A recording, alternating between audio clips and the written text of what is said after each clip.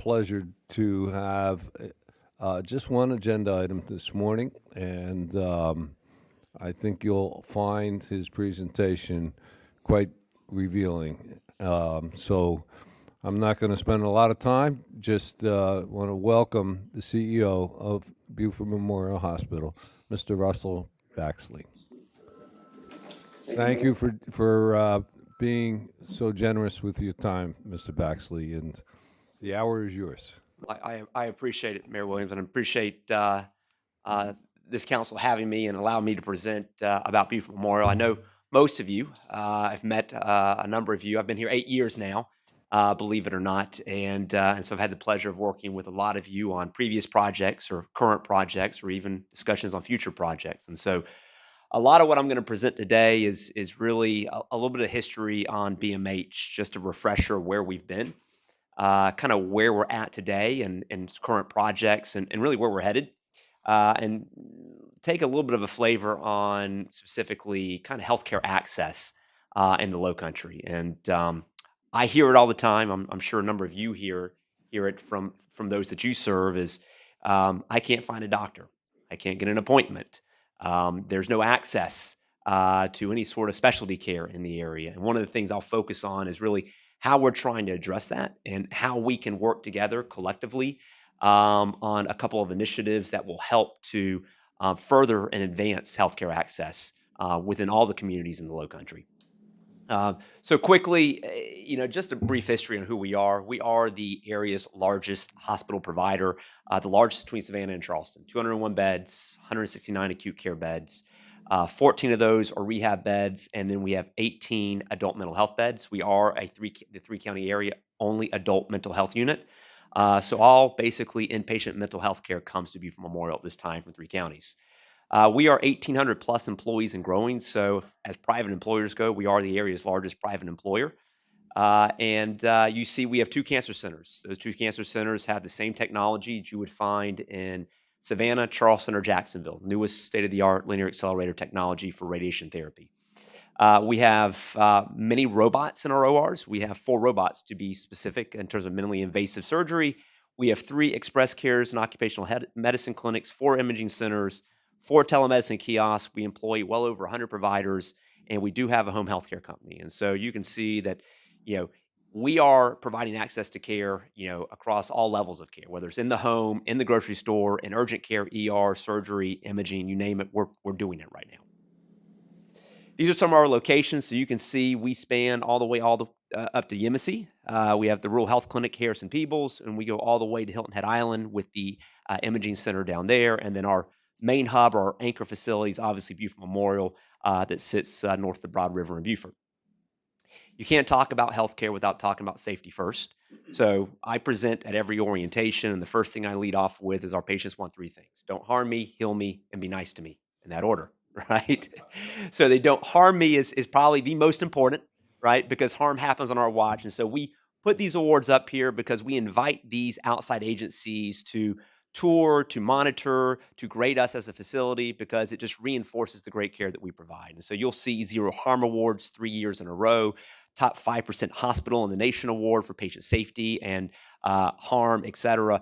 I think these awards speak. It just validates the great care that we provide at Buford Memorial.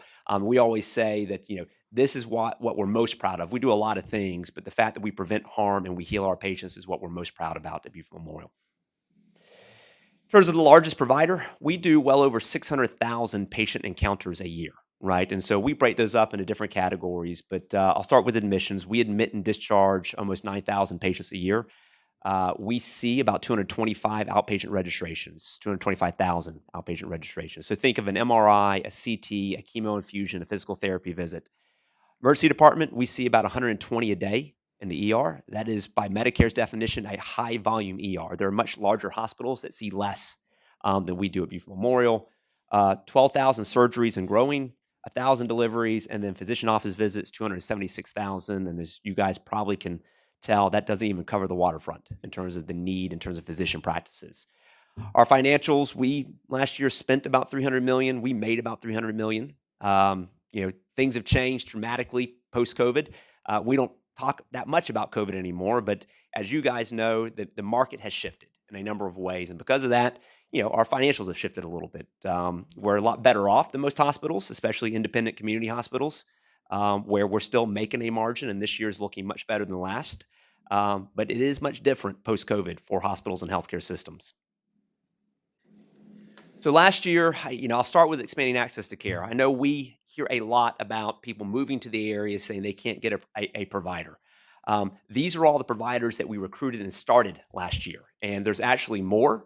Their pictures just don't fit on the slide, right? And so you'll see a few people, and I'll start with primary care. You'll see about 4 or 5 primary care providers that were recruited and started last year with Buford Memorial. Just for frame of reference, one primary care provider can have about 1,500 to 2,000 patients on their panel.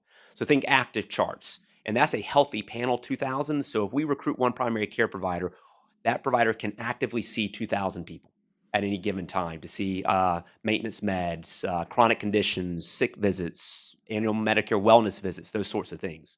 So when we recruit one, we can add 2,000 people. When one retires, 2,000 people need a primary care physician, for example.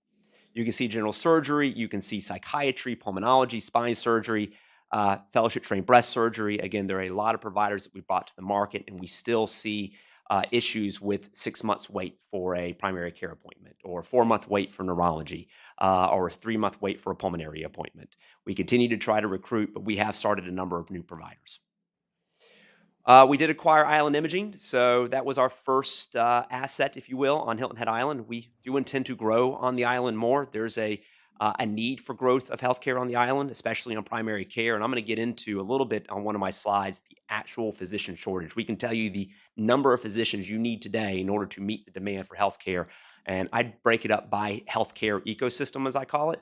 North of the Broad, then I have Bluffton, Okatee, and then I have Hilton Head. But this is kind of our first step on expanding services on the island.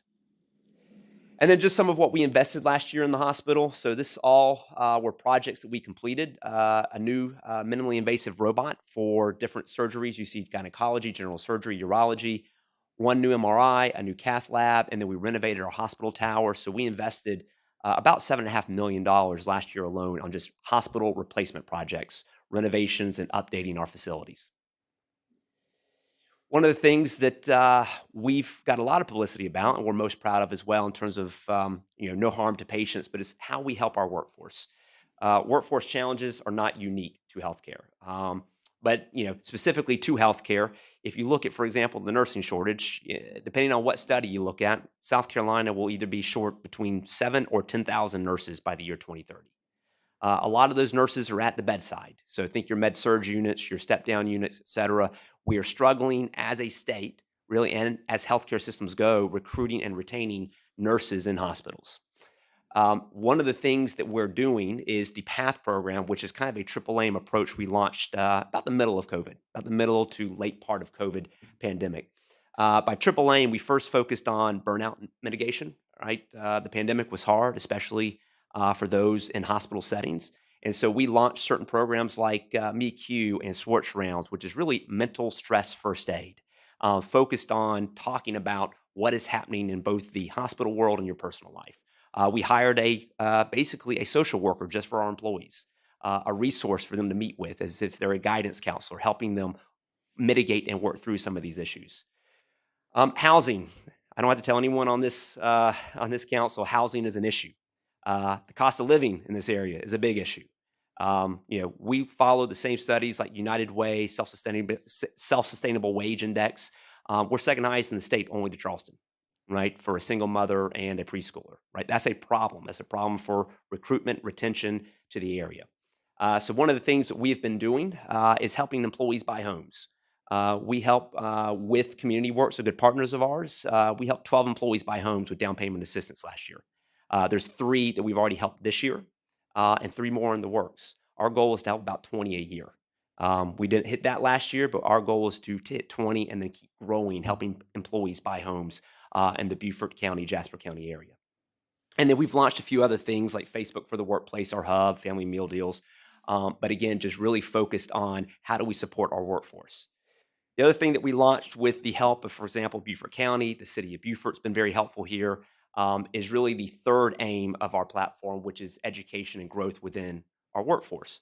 And so we know that currently there's just not enough supply of not only nurses, but certified medical assistants in the physician clinics, patient care techs, which work with the nurses at the bedside to provide care for the patients, medical coders, et cetera. So over the course of 5 classes, and these are about 16 to 20-week courses, we've basically created our own school at Buford Memorial. We take our workforce, those that maybe are in dietary or housekeeping or patient access or registration, and we say, how do you want to grow within the organization? And we put them on the path. And essentially, what we do is we let them work part time. We give them scholarships to make up their full time pay, so they can continue to support their family and their life, so to speak. And we educate them with our educators. And so we have graduated in 5 classes, 51 people, and supported them to the tune of about $157,000 in scholarships. These people are all currently working at Buford Memorial at the bedside or in the administrative building, helping to grow our workforce. We've also done job fairs in the high schools and in the community saying healthcare experience is not required. We can teach you healthcare. What we want is the right attitude. We want work ethic, attitude, and the right person. We can teach you all this stuff in our path school, so to speak. So a little bit about some of the other things that we do in the community before I get into kind of the future of healthcare. So what doesn't get, I think, distributed enough, communicated enough, is really who we see and how we work with our community to prevent ED visits, unnecessary, or readmissions, or trying to keep people out of the psychiatric unit. So one of the things when we see about 44,000 people in the emergency room, 6,100 of those don't have insurance. That makes up about $13.4 million in free care between emergency visits, surgery, admissions, and discharges that we otherwise provide. And part of doing that, we pay specialists, all specialists, to be on call 24/7 at the ER. You don't want to show up to the ER and need your appendix removed and not have a general surgeon on call, for example. So we pay all providers to be on call. We also provide 24/7 on-site critical care intensivist coverage, all that to the tune of about $1.5 million on top of everything we provide in the emergency room. And then the inpatient psychiatric services. So the county is very generous in helping to support this with some of the millage that they give to the hospitals, roughly about $1 million a year. But we lose about $1.7 million a year on our inpatient psychiatric unit. There's a reason a lot of people aren't building psychiatric hospitals. There's a reason that you don't see a lot of freestanding facilities going up all the time, because most of the time, inpatient adult mental health is not a profitable service. A good number of our patients, you can see 20%, have no insurance, and they stay 6, 7, 8, 9 days until we discharge them. So, not complaining. I'm just trying to paint the picture of what the community hospital in this area, what we provide back to the community.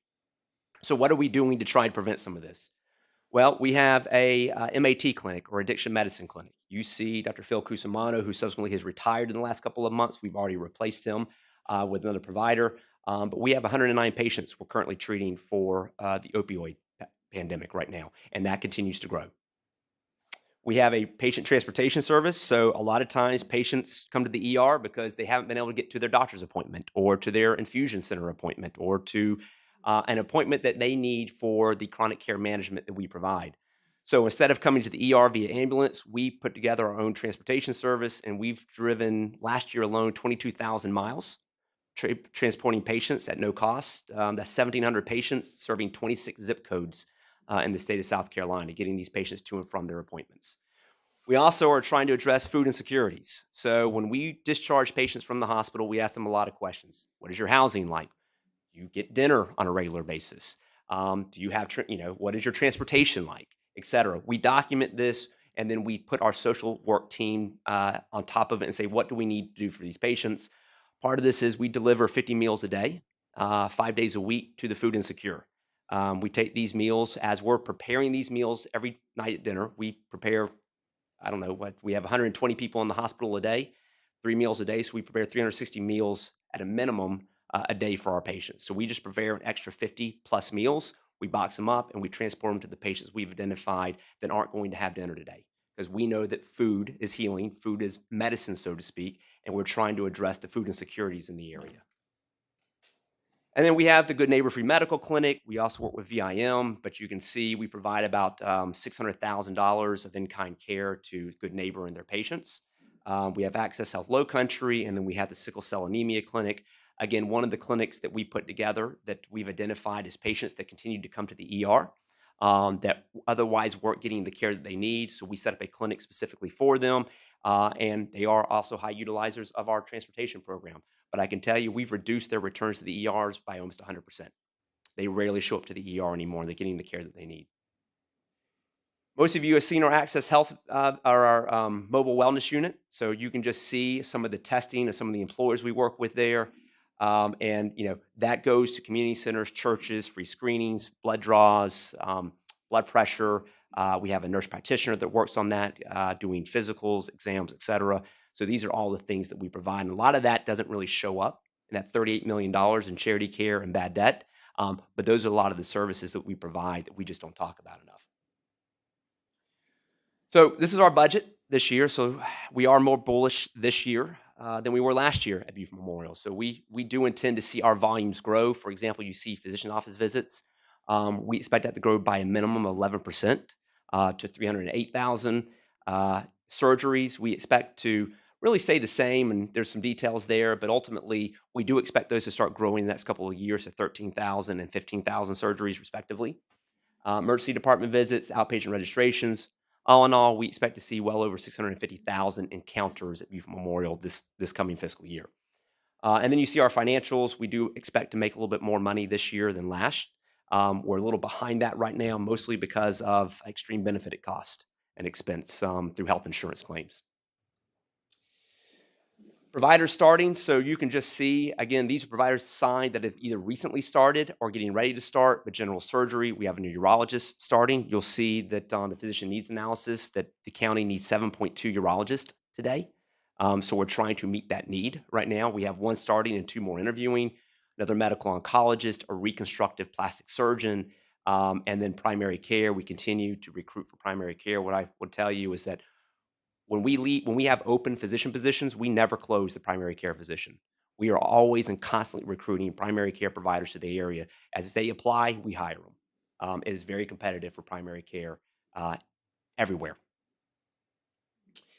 So one of the things we're also working on to support the nursing workforce shortage is through good partnerships with the county, the city of Beaufort, and University of South Carolina Beaufort. We are almost finished with our new nursing school. It's currently under construction. It will be finished in July. USCB will now work to certify this as a satellite location.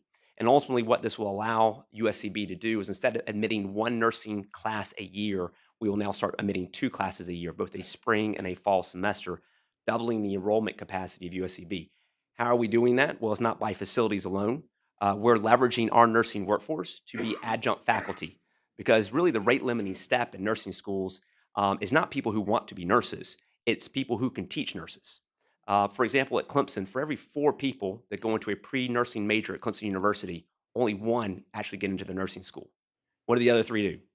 Become marketing majors. They maybe go into hotel and tourism management. Maybe they get into public service, but they're not going to be nurses, right? They go into something else. If we could admit all 4 of those nurses who, those people who wanted to be nurses, we would be in a much better place.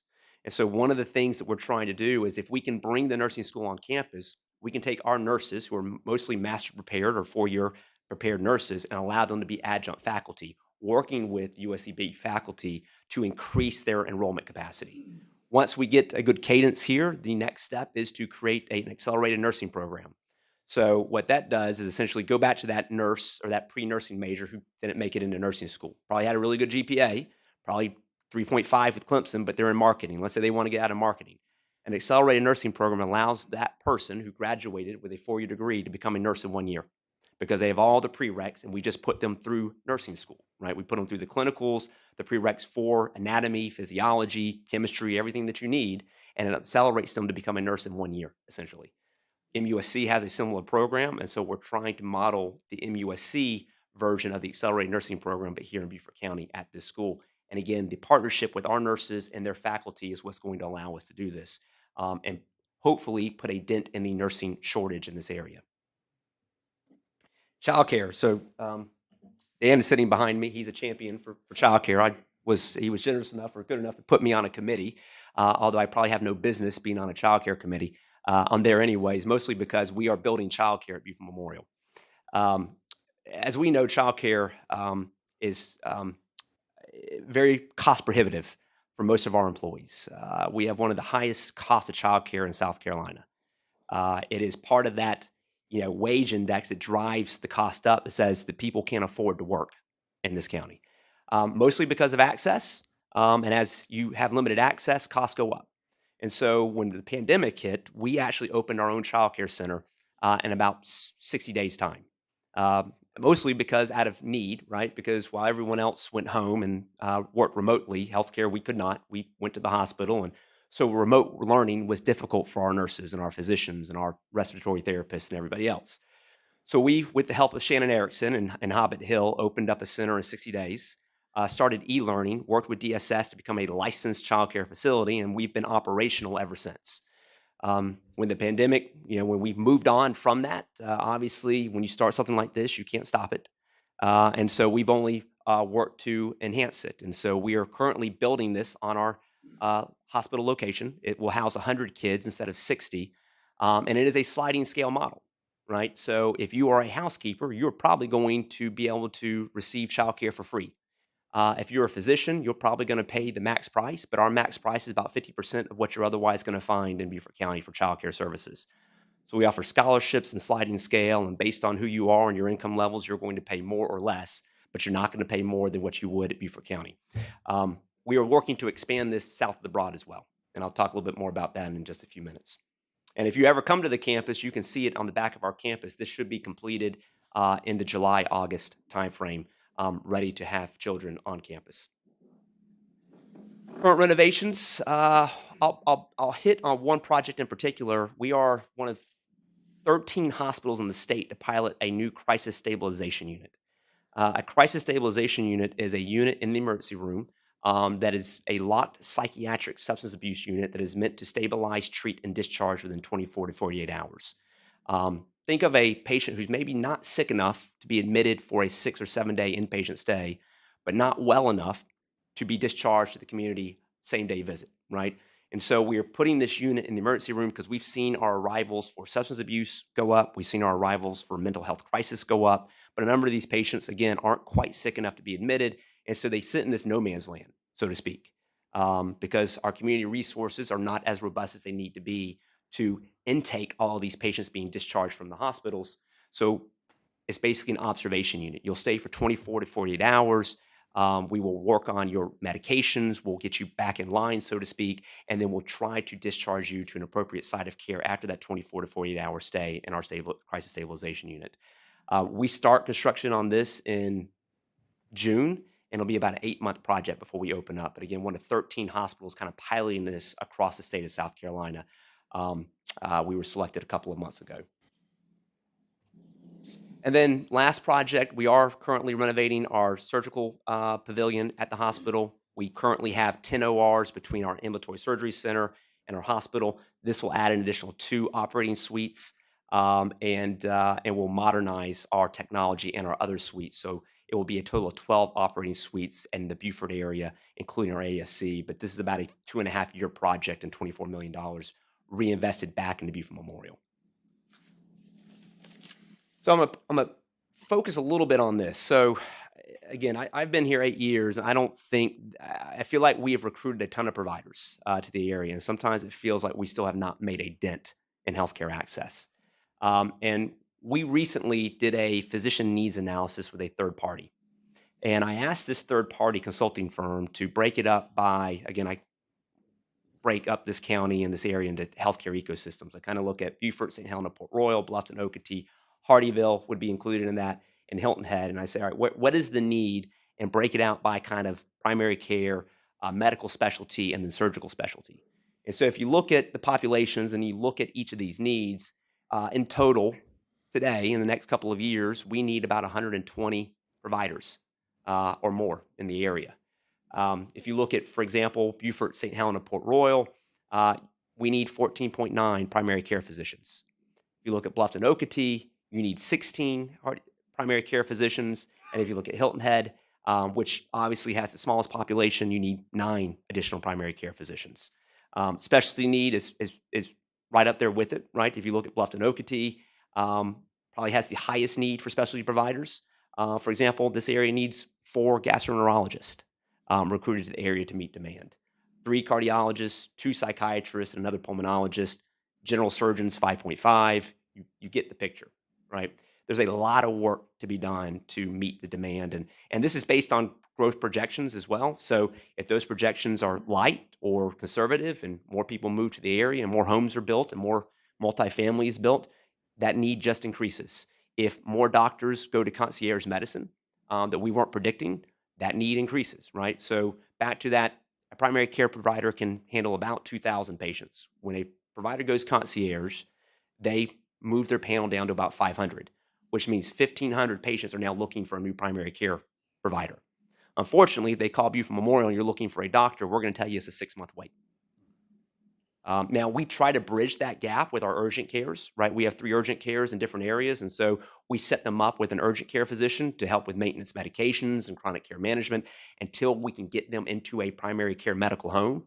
But 6 months might even been generous, and people are shocked, frustrated, confused as to why this is happening and why we can't get them in. And talk to anyone who moves here from an area that has more healthcare resources. It's very frustrating for them, and sometimes it's frustrating for me to try to explain why Buford is different than where they moved from. But this is a real problem, and again, you guys probably have heard this. So how do we address the problem? Well, here are some of the projects we're working on, and here's some of the support we've been asking for from the community in terms of helping us to grow access. So I'll start first with primary care. We are aggressively trying to renovate and build for primary care. And you're going to see there are projects in Okatee. There are projects in Hardeeville as well. Okatee, Hardeeville. These are Bluffton and Beaufort and Port Royal specifically. But we've got 3 projects on the docket to hopefully help us recruit 8 new primary care providers to the market. 1 to Ladies Island, 2 to Ladies Island, 2 to Port Royal, and 4 to Okatee, Bluffton area at that new site, May River, going 170 at the May River Crossings location. Not enough. If I add 8 primary care providers, that's 16,000 new patient appointments, right? There's a lot more people than 16,000 moving here over the next couple of years. But that's currently what we have planned today to try to move forward with over the next year to 2 years. And then there's the hospital. So most of you are aware that in 2019, we submitted to the state of South Carolina to build a new hospital in Bluffton. It's been tied up in litigation all the way up until today. By litigation, through the certificate of need laws, others can challenge the state's approval of said healthcare facilities. Even today, we are waiting on the administrative law court to come back with a decision whether we can build this or not. It is a $90 million project. It was not $90 million when we submitted in 2019. It's almost double based on inflation and everything else. So as you can tell, one of the tactics probably is I want to stall as long as possible to make these sort of things maybe unaffordable. If you live in the Lowcountry, maybe the land becomes too wet. I can tell you after 8 years, the wetlands tend to creep. We experienced that on our Okatee project here in Hardeeville when we built that MOB. We had 20 acres of high and dry land, or we bought 20 acres. When we bought it 10 years prior, 18 of it was high and dry. When we came back around to actually break ground, 13 of it was high and dry. So, between inflation and wetlands creep, land can become maybe not viable over the course of time. This is what I would call an anchor. And what I mean by anchor is it is difficult for hospitals such as ourselves to expand other outpatient resources like primary care and specialty care if we don't have a hospital in the area in which we're trying to grow. It's easy for us to grow north of Broad River because we have an anchor facility, right? And most hospitals and patients and practices want to work with a hospital that's relatively close. But say we recruit a general surgeon urologist and we say, we want to put you on Hilton Head Island or south of Bluffton or maybe Hardeeville. But you have to work at Buford Memorial, which means you have to drive between 30 and 45 minutes both ways to see your patients operate, be on call. It's a little bit of a non-starter for a lot of providers. So the only way for us to grow more healthcare services south of Broad River is if we build this hospital. And the longer it waits, the longer we're stalled, the longer we don't act, the more expensive it becomes, the more risk that we run of wetlands issues or other things. And so I cannot stress how important it is that we move forward with this hospital because every year that this is delayed is another year that we can't recruit providers, another year we can't build another primary care practice, another year that we can't do other projects. And by other projects, I mean affordable housing. So we have 1,800 employees and growing. If we build this hospital, we'll have another 250 employees. We'll create $16.2 million in salary, wages, and benefits overnight, right? We do think this hospital will be busy immediately based on demand. But it is hard to recruit 250 new people to the area and keep them if people, A, can't afford childcare and B, can't afford to live here. And so currently, we are in a process of building 3 different housing projects, and they're all in different and various phases. I'll start with this one. So this one is one that we've been working on with the town of Hardyville. I appreciate their support and collaboration on this. We are waiting on our partner, Woda Cooper. So one of the things that we are looking to do is we've found a good partner in Woda Cooper Companies. They are heavily steeped in workforce and affordable housing projects. They have several assets in Savannah, Beaufort, Hardyville area, based out of Ohio, but this is their mission, and their mission aligns very well with our mission. In Okatee, we have our medical office building, but we have 4 acres kind of to the left of that is high and dry. And so our goal is to basically give the land to Woda Cooper or lease it to them and have them build this facility, which would include 70 units of 3, 2, and 1-bedroom units on the 2nd, 3rd, and 4th floors. And on the 1st floor, we would develop a primary care office, that to the primary care need, which would add to the primary care providers in the Hardyville area. And we would build our 2nd child care location. Right now, Woda Cooper is working with the town in terms of site planning, stormwater management, and a few other things, TIA. We're waiting on that to come back. But ultimately, we want to move forward with this with housing tax credit applications. This is a project that is currently sitting with the state of South Carolina as a housing tax credit opportunity, Beaufort County, and we are working together on this. This is at Buckwater Place. Currently, 30 applications have been submitted to this year's round of scoring. We currently sit, I think, at 14th. As I understand it, about 4 to 5 are approved through each funding application. And so I'm not extremely hopeful that we're going to continue to climb the ranks through the different rounds of scoring and disqualifications to make it at Buckwater Place. But we're going to keep trying. I'm not an expert in affordable housing. I know enough to be dangerous. What I would tell you is that there's lots of scoring methodology that goes into this. And I'm not trying to tell you guys something you don't know, but one of the heavier weighted scores is the cost of the project. Ultimately, our costs are always going to be higher than Columbia and Greenville. You just can't build on the same scale at the same price in the Lowcountry due to soil conditions, scarcity of labor, and other issues that you can in Columbia and Greenville. So when you look at that scoring, I've looked at it recently, the highest scored projects are all sit in Columbia and Greenville. One is maybe possible in Charleston. Everything else is just too expensive. So one of the things that we need to advocate for, as I get more dangerous, but not an expert in this area, is trying to talk to our legislators. And Tom Davis, for example, I know is working on things like this, but the scoring methodology needs to be changed a little bit, or else it's going to be very difficult for us to win in a 30 application process that's very competitive if our project costs are always going to be more than other areas. So this probably won't happen, but we will find another way to apply again at the next round of funding opportunities with the state of South Carolina through these housing tax credit applications. But this was going to be 120 unit with healthcare combined in there. And then lastly, we are working with the city of Beaufort and hopefully Beaufort County to build townhomes and single-family homes next to the hospital. Beaufort County acquired 5 homes from TCL. Those 5 homes really aren't livable today. So the plan would be is to demo those homes, and Beaufort Memorial would take the lead in building 29 townhomes, 2 bedrooms, and 4 single-family homes that our employees could either lease or buy. Trust me, I would prefer that they buy them from us. Because being a landlord is not something that was in our strategic plan. But if you would have told me, this is what it takes. If you would have told me 5, 6, 7, 8 years ago when, I was coming into Beaufort or in another hospital and said, Russell, in 7, 8 years, you're not going to be just building hospitals. You're going to be building childcare facilities. You're going to be building affordable housing. You're going to be doing these other things. I would say that's not what we do. That's not who we are, and I don't know the first thing about any of that. Things change, situations change, and desperate times call for desperate measures. And I would say we are there in healthcare access and affordability, and housing and affordability and childcare, which is one of the reasons that we are trying to help be a small part in fixing those problems with all of the very good work you guys are doing. So I will pause there and open it up for questions. Thank you, Mr. Baxley. That was really a lot of information, and I think what we should all be concerned about. I will remind the board, if you have questions, you got to press your little button to be on the microphone. And before I open it up, I was remiss. I had every intention of doing this at first. I would like to welcome the town of Ridgeland.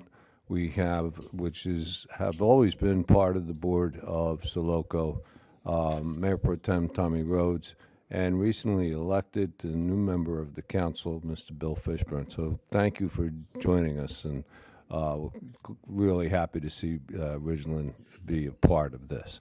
So one more note before I open it up. As I've seen this presentation, I want to just put it in the minds of the board, and perhaps after questions, we can have a couple minutes to discuss. What can we do as a regional board, elected officials and staff, to take on something and help the many needs of healthcare in our region? So think about that, and perhaps we can talk about that before we leave. Okay, now I'd like to open it up first to board members, and I remind everybody, mayors, council representatives, administrators are all part of the board, including from Ridgeland, Hardyville, Bluffton, Hilton Head, Beaufort, and Port Royal. So that's the board members. I'll open it up to you first.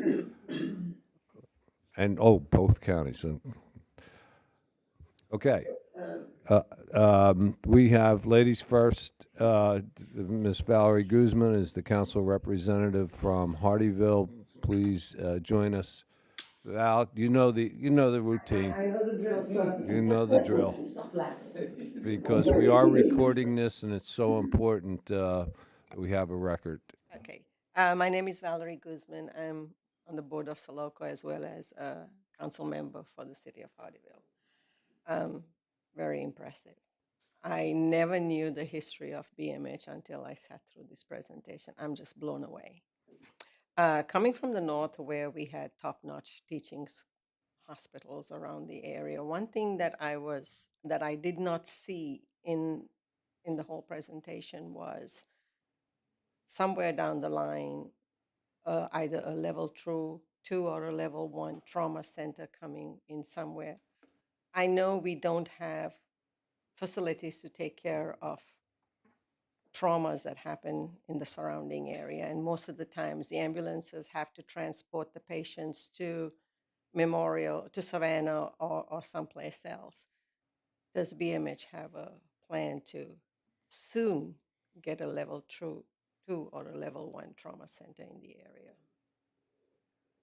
Do I speak in here? Or you can speak to either one. And that's the only question I have. Yeah, that's the only question. So get back. You can go back to the podium. Okay, no, that is a very good question. So I'll first start by saying, even though we're not a trauma certified hospital, everything that we do is at a minimum level 3 and probable level 2.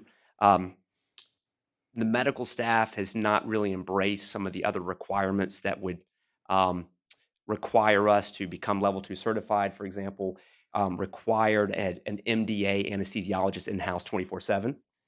Even though we have anesthesia on call, we have what we call CRNAs in-house 24/7. There are just certain on-premise requirements that our medical staff say, I live 5 minutes from the hospital, I don't want to actually be in the hospital, that would prohibit us from becoming, say, a level 2. Level 1 would require neurosurgery, for example. We don't have neurosurgeons on staff.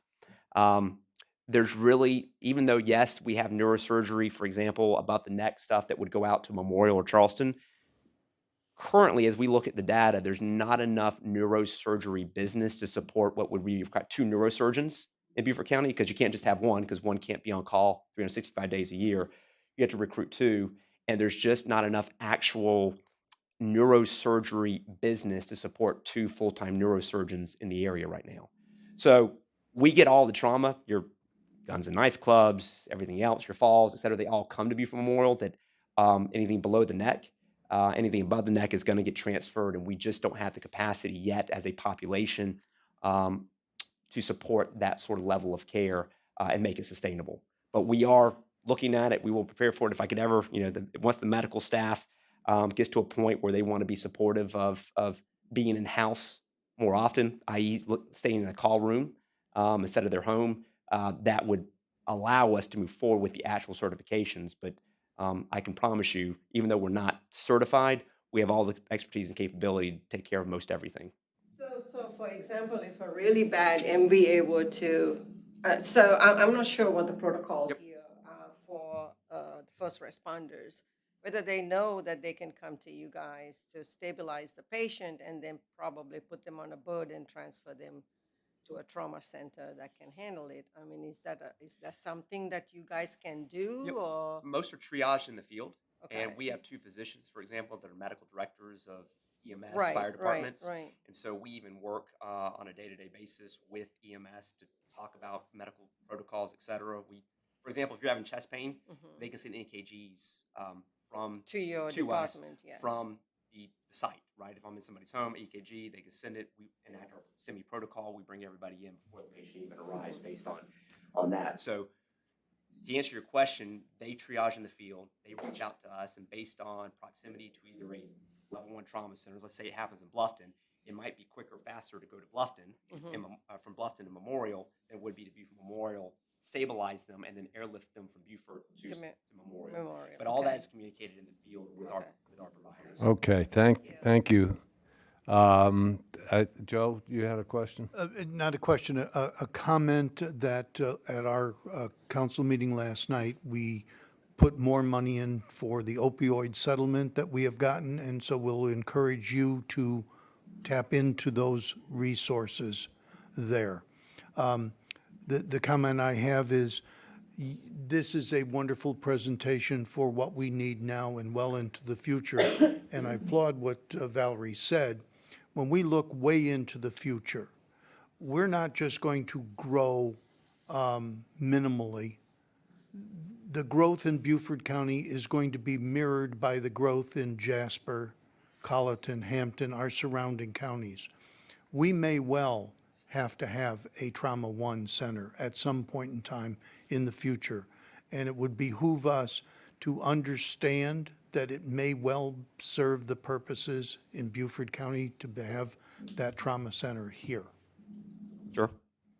Okay. Understood. John?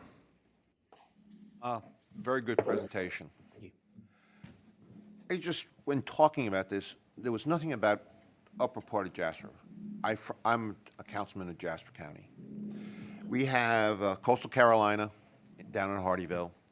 We have Beaufort Memorial, where majority of people go to. And then we have St. Joseph Candler, and they're up in Ridgeland. Is there any idea, or have you ever thought about combining all 3 going into the upper part of Jasper County? Or have you ever thought about Jasper County upper part?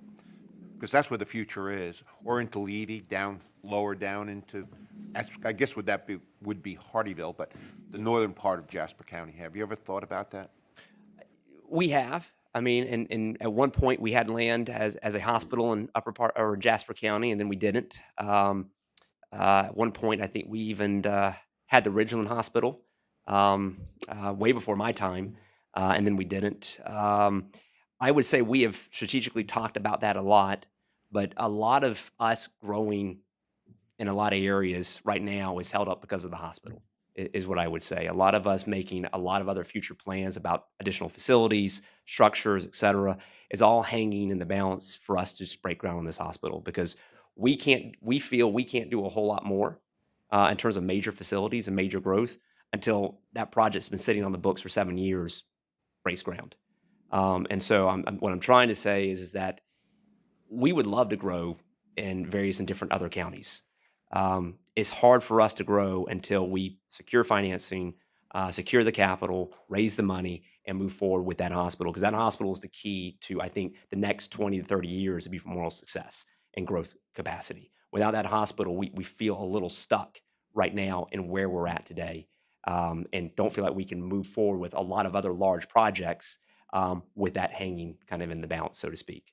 I hope that makes sense. I understand that, but tell the person up in Jasper County that needs the service. All I'm saying is, in my experience, the upper part of Jasper County doesn't even have basic. I mean, a nurse going into a recreation center just to do a triage, what I would call a triage, just to say blood pressure, sickle cell anemia, you had that on there. I don't think anybody in Jasper County knows about that. And we have a heavy black population that could benefit. I have no idea what that is. All I'm saying is that, I guess I'm telling you, Jasper County. Needs help. Just look at it. Yep. Thank you. Yeah. Absolutely. Anyone else from the board before I open it up to the public? Danny? You were You talking don't have to earlier. hold it. There you go. You were talking earlier about the someone with a baccalaureate degree can become a nurse in 1 year. Does that mean by extension that someone with an associate's degree can become a registered nurse in, let's say, 2 years? Or how does that work? I mean, in 2 years, yes. I mean, you could become an ADN within 2 years with through us or TCL through a similar type of program. Yes, I mean, I don't see that being a barrier, and part of that is already happening. If I track back, I didn't highlight this. We have a number of nurses or of currently associate degree type people that are currently in a scholarship nursing program with us in TCL. We allow them to have a flexible schedule. We provide them scholarships, and we are sending them to TCL to become an ADN trained nurse at an accelerated pace with the technical college to put them back in the workforce. So we have already a type of program, I think, modeling what you're describing in partnership with TCL and recruiting from our workforce, so to speak. Thank you. Yes, sir. I had one comment. Beaufort Memorial Hospital's made great strides with our detention center, and I don't know that people appreciate the mental health aspect of preventing people from repeated visits to the detention center in Beaufort County. But I just wanted to mention that and appreciate what y'all have done in coordination with Beaufort County on that. Yep, absolutely. So what Alice is referring to is we do all of the medical direction and treatment of all of the detention center inmates there or residents that really we share a lot of times. I mean, we see them in our ER. They go back and forth between the detention center, the ER, mental health unit. And so it really is incumbent upon both us and the county to work together to keep them both from continuing to come to our ER and continuing to show up at the detention center, because they sit in this gap of, but prior to, no one knew what to do with them. And now I think we're finding a good cadence and preventing a lot of these people from either being readmitted to the detention center or readmitted to our hospital in some way, shape, or form by managing their meds when they're there, and continuing their treatment protocol versus when they were at the hospital as well. It's been a good partnership. Thank you. Just Russell, thank you for all the information, and thank you for your leadership of the hospital and what you've been able to do over the last 8 years. It's really, really impressive. Follow-up question on the information about expanding the graduates from USCB in the nursing program. My understanding is only a small portion of those graduates currently remain in the area upon graduation today. In your opinion, is housing the biggest hurdle to increasing that percentage from remaining here? Because if you double the graduation rate, that's great, but we also need to double then the amount of nurses that remain in the area. It's a good question. It's probably a combination of housing, Okay. as well as back to the reason that some of them don't stay is because of the faculty shortage. Most of the those that don't stay, most of them are actually, and TCL included in this, are coming from Savannah or Charleston. And so they're commuting, and there's plenty of need in Savannah and Charleston as well for nurses. And so a lot of them, because they can't get into a school at Savannah or Charleston, um, get into USCB, they commute, and then they have every intent of staying in Savannah or Charleston once they graduate. So some of it's a combination of housing, because we are able to actually say to these, hey, why don't you consider working here? Some of them are actually very open to working in Beaufort, and then they realize that the rent here is $500 more than Pooler or Savannah, and they say, well, I can't afford to rent in Beaufort when I already have an apartment for $1,600 in or $1,700 in Savannah, and Beaufort's now asking $2,100 for that same apartment. So it is. So once we start to try and move the needle, right, that needle very quickly swings back into the favor of some lower cost areas, and not Charleston, but you live in Charleston for different reasons. But Savannah, Pooler, that area, we can draw from there, but not if our housing doesn't get fixed. Yep. Anyone else from the board? Okay, then anyone from the public? Yes, Dan, please. You had mentioned opioid addiction. Yes, sir. So could you expand on that a little bit about what you do to help alleviate that problem? Yep. So, really, when we identify these patients that continue to come to the ER with addiction or other issues, we refer them immediately through social work to our MAT clinic, which is essentially a Suboxone clinic. And what we do is we use medications to keep them in treatment and wean them off of opioids and other medications. And it's not always perfect. And sometimes we have relapses. But ultimately, what they need is someone just focused on them and a resource when they have issues, concerns, relapses. We get them into other programs such as AA or other social support programs through our social work department. But really, the good work is done by Phil Cusimano and those that will follow him, because they are on call 24/7 for these patients, which is part of the service that we provide is Phil. All 117 of those patients had Phil Cusimano's cell phone number. And so there wasn't a day that didn't go by that Phil wasn't receiving a phone call from one of his patients working through, not only substance abuse issues, but psychiatric issues and other things that a lot of times accompany this. So really it's a matter of just finding the outpatient resource for these people, making sure that funding is not a barrier for a lot of these people, and then making sure that we're reaching out and they're consistently coming to their visits. And transportation is an issue sometimes as well, and making sure that if they have an issue of getting to see Phil Cusimano and follow up, that we go get them and bring them to see Phil Cusimano and follow up. So most of it is through that sort of that Suboxone clinic and weaning them off of that medication, so to speak. Are you the only hospital in the area? I mean, because I was under the impression you had to go to Charleston or Columbia, so I did not know you were offering this locally. Are you the only hospital in Beaufort County providing this? I think so. I do believe Beaufort Jasper Comp Health offers some Suboxone assistance. They have an MAT clinic as well. We're actually getting ready to speak to them about maybe combining resources and putting together a more comprehensive program collectively together with Beaufort Jasper. But as far as I can tell, it's either us or Beaufort Jasper. I am not aware of any other resources or any other healthcare provider resources in the area for substance abuse and addiction medicine right now. Thank you. Do you have any other questions from the public?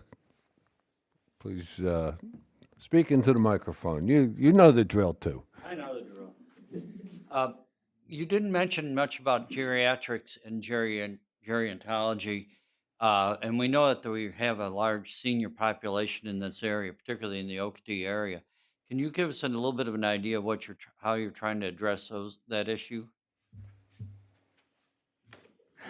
So gerontology, geriatrics,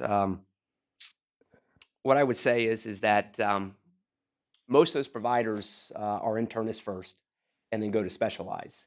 And when they specialize in geriatrics or other specialties such as neurology or movement disorders or cardiology or whatever that might be, a lot of times those internists don't go into gerontology, and they go into hospital-based medicine. And so one of the issues we're finding both with internal medicine and those that even go above internal medicine and specialize in geriatrics is they're a limited number because most of those do not want to practice outpatient primary care anymore, which is why you see us recruiting more family medicine than you do see us recruiting internists or internists that specialize, because most internists want to go on to specialize into procedural based sort of medicine, or they want to be hospital based, meaning a hospitalist. So you're admitted to the hospital, you see a doctor you've never seen before, they're on 7 days, and then they're off 7 days. A lot of internists like that schedule and really gravitate towards that. So the strategy is to recruit them. We've just had a very difficult time recruiting internists and even more specialized internist gerontologists who want to practice outpatient medicine. And it's probably the best answer I can give there. It's just there's a drastic shortage of them, and it's a very competitive marketplace for those that want to do that, and they tend to lean towards larger systems at times. Thank you. Yes, sir. All right, thank you. Is there any other questions from the public or the board? Okay, I posed a question to the board, and I want to follow up on it for a couple of minutes. And one of the things that we as Soloco have done in our 7 years of existence is that like-minded municipalities and counties have gotten together and advocated for certain things. We advocated for, as a group, for business licensing reform, and that got through to the state.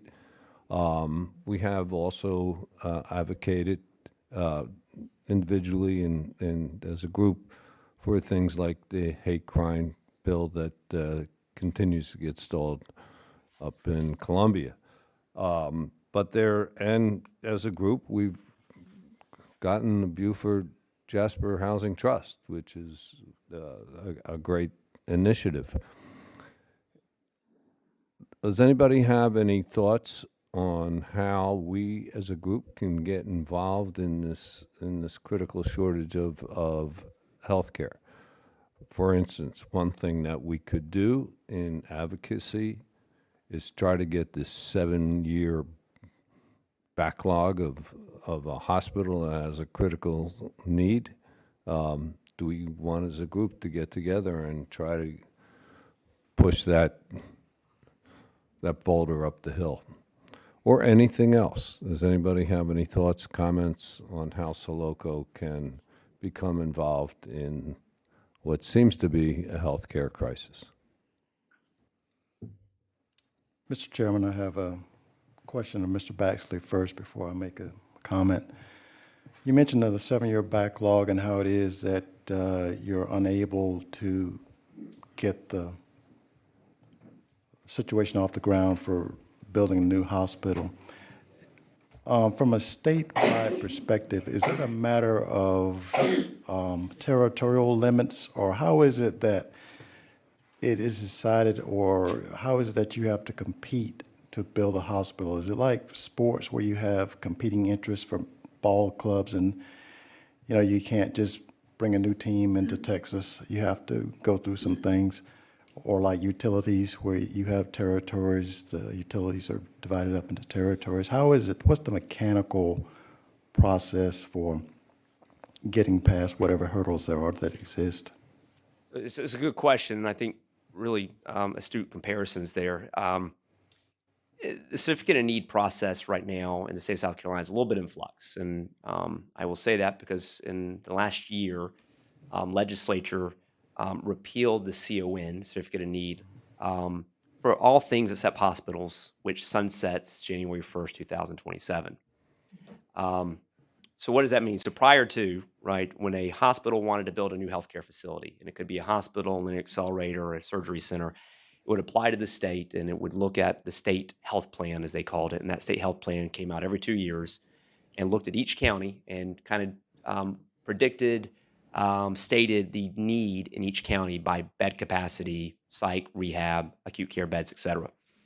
If you had a county that showed a need, you would apply to the state to build and meet that need. And so we did. The county had a need in 2019 for more acute care beds.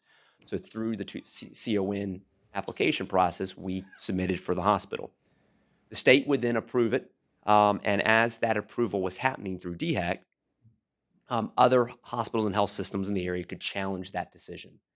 First, they would appeal it to the board of DHEC. The board could choose to hear that appeal or not hear that appeal. In this situation, the board did not hear the appeal.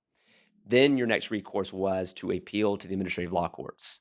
And that process can take some time. Now, granted, we had a pandemic, in between, and we weren't focused on this, and the courts weren't having session, and so this got delayed by the pandemic.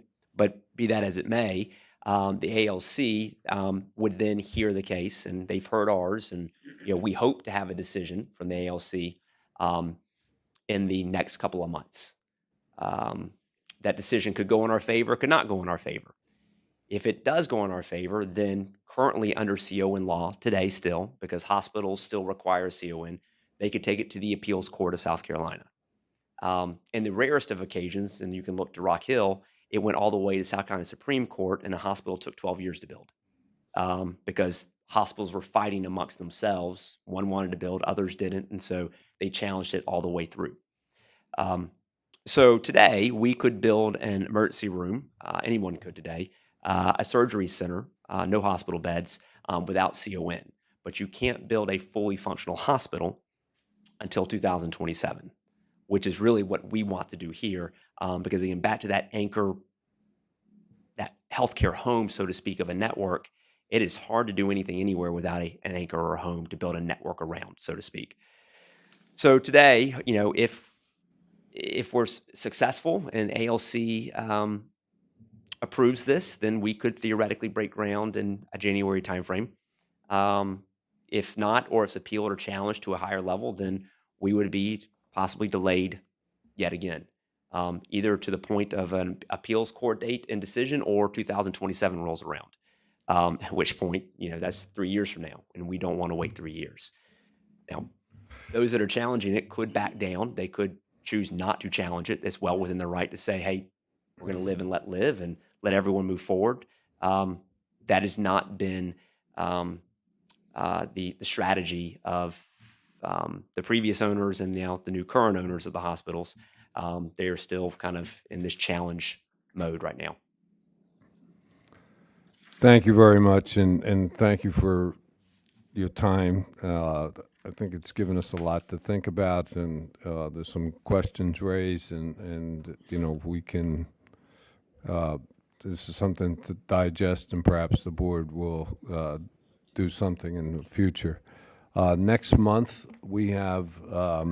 There's been a couple of things that we've talked about to have on the agenda that have had to switch around because of schedules. But next month, we have 2 items on the agenda. The main one will be, we talked about having a conversation about childcare. And Dan Wood has been arranging that. And Dan, we're still okay for May? Yes, sir. Okay.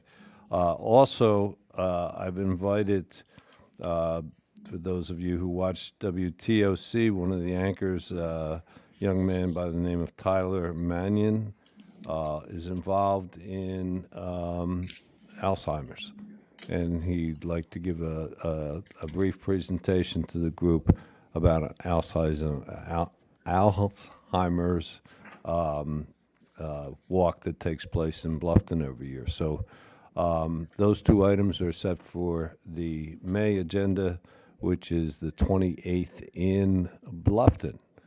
Okay, so thank you all for joining us, and enjoy the rest of the spring. Mr. Baxley, thank you so much. This was a great presentation. And could we have this for the, we have websites, Soloco websites on Hardyville and Bluffton. Can we have that to put up? Okay, thank you very much. Robin, will you and Kerry make sure this gets on the websites?